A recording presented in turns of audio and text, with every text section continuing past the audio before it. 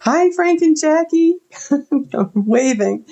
I found out that if I start out with me not on the camera, the YouTube video automatically chooses one of these views as a starting point for our video. So with that said, I'll just switch to the other view and show you that the real person is, I know Frank and Jackie, you guys know, but a real person is behind all this. And anyway, I'm working on a little sideline from my swimming swan sculpture. And I wanted to just one more day of this. And then I have to pack up all my sculpture studio. So we're moving. And so what I'm going to be doing is just very informal, maybe come up with an idea and we'll do a rough sketch until I'm in my new studio. So this is an example of that. And everything else, if I get it highly refined, it's hard to pack. So I want to just be able to transport everything first. And we can refine this later, but right now I'll just do a little bit more work on it and I'll switch to the other view. And so I did a little bit before this morning, and I wanted to try to figure out. Now, normally you guys know I create a guide and we measure everything. So because we're doing quick sketches, I just needed to kind of find out how this felt to work out as a design. Mark, good morning. And this is a good example of a sculpture versus a model, because we're just trying to work out a design and the different possibilities, and I have these little ducklings and they can almost be modular. I can see how I'd like to position the heads. And the great thing about modeling clay is you can really vary up, the design. And what's interesting too is looking at it on the video, he's kind of leaning on his side. I can see the different angles almost in a fresh way compared to just looking at it all the time. So that helps too. But I'm going to switch to another view right now. And I'm going to move my camera over here to this video. And this is an inspirational video.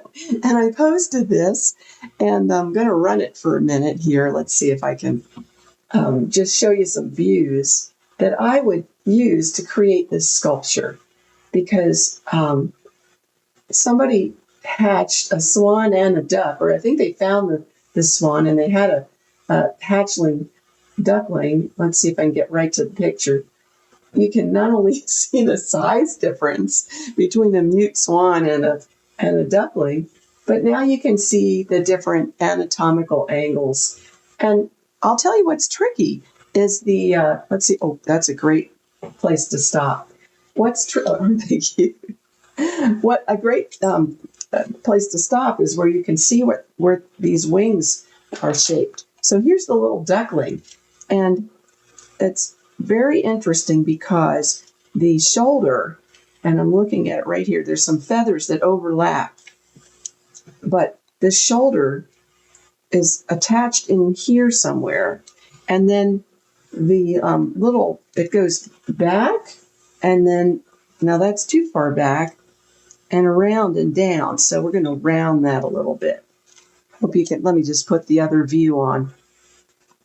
Okay. And I hope you can see. Let me bring the light a little bit closer. So what I'm doing is I'm noting that his little elbow back, I can't really show you here. The elbow is like here. The shoulder is in here. And then this is like a wrist right here. And it's very hard to wrap your head around this just looking at the way that the sculpture, the way the picture looks. Let's go back to the picture for a minute. And I'm going to, if you can see the way that the shoulder is in here, the elbow is here, the wrist is here, and these are like fingers. And it's an analogous part to our own shoulder to elbow to wrist to fingertips. It's kind of hard to understand it at first, but once you get that, this is like a lot of things I talk about. Once you get that, you can see it in other birds too. It makes it a lot easier to now figure out how to carve that, how to articulate that. So let me go close up again.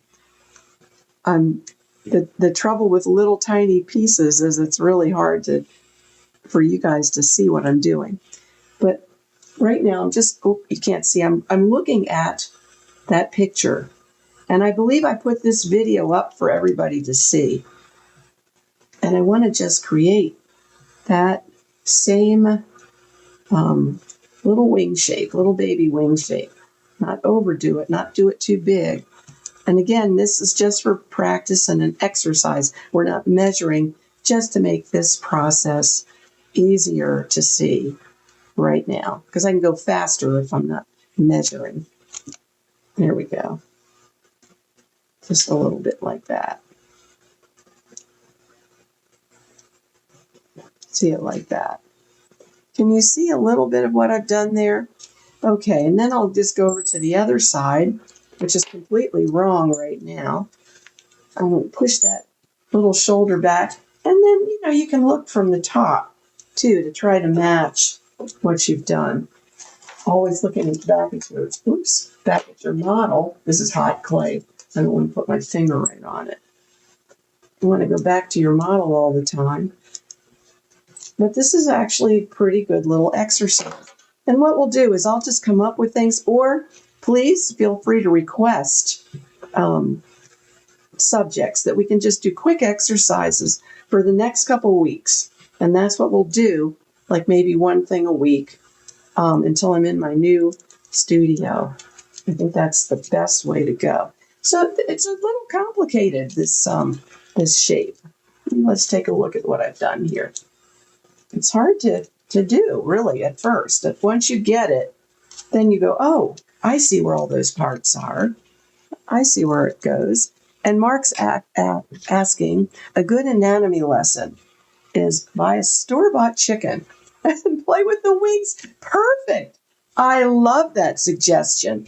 Yes, and it applies to swans and chickens and ducklings and everything, because now you can see where this all goes. It's very hard because with feathers on there, it obscures what you're looking at. So this comes down here. Yeah, it's difficult to do without a good anatomy lesson, and that's such a great suggestion. So next time you buy a whole chicken, take a look and maybe even photograph. I mean, people will think, in your family will think you're crazy, but then when they see the end result of what you're doing, they'll go, oh, I see why you did that. And what I've been doing, I have found a few, and we're going to work on these next year. I have found, sadly, a few birds that have hit the window. And what I've done is take measurements. And then, of course, you're not supposed to keep you can put it in the freezer, but you're not really supposed to do that. But I have taken their measurements before burying them. I usually find a bush or something and put them deep inside, because, it's sad, very sad. I mean, I think about all the birds that get killed on windows, right? But anyway, that's a very rough looking idea. I'm going to need to really look at this. Let me switch views for a minute and go back to my video. Whoops, bring that up. Let's see if we can run him further a little bit. Oh gosh.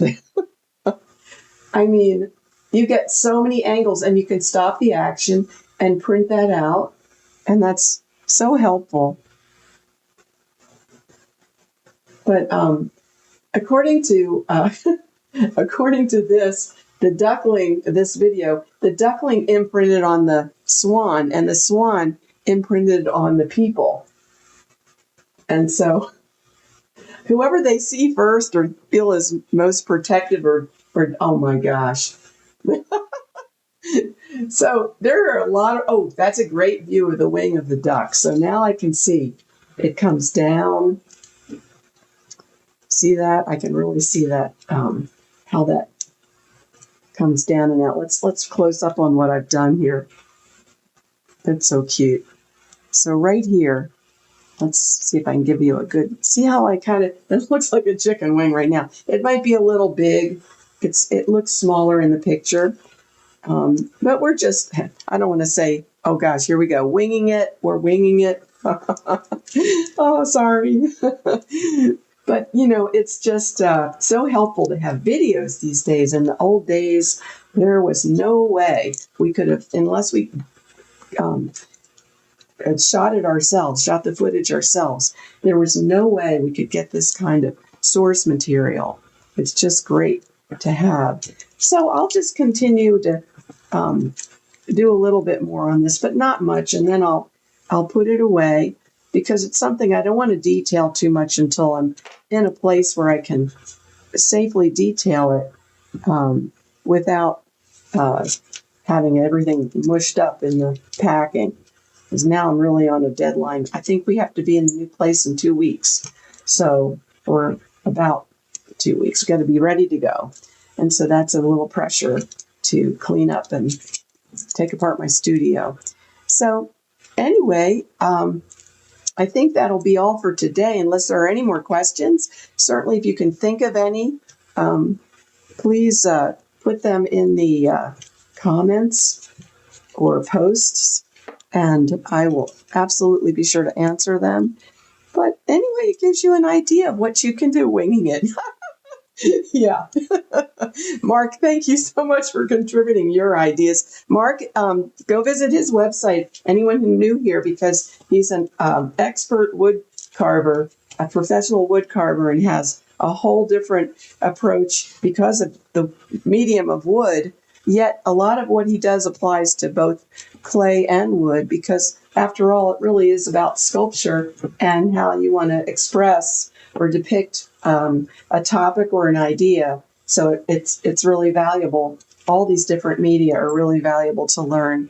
Okay, so I will say goodbye for today, and I'll see you on Monday, and we'll do something new on Monday. And if you want to make suggestions, feel free to. Otherwise, I'll just come up with something new. I'll come up with something, right? Thank you so much. Bye-bye.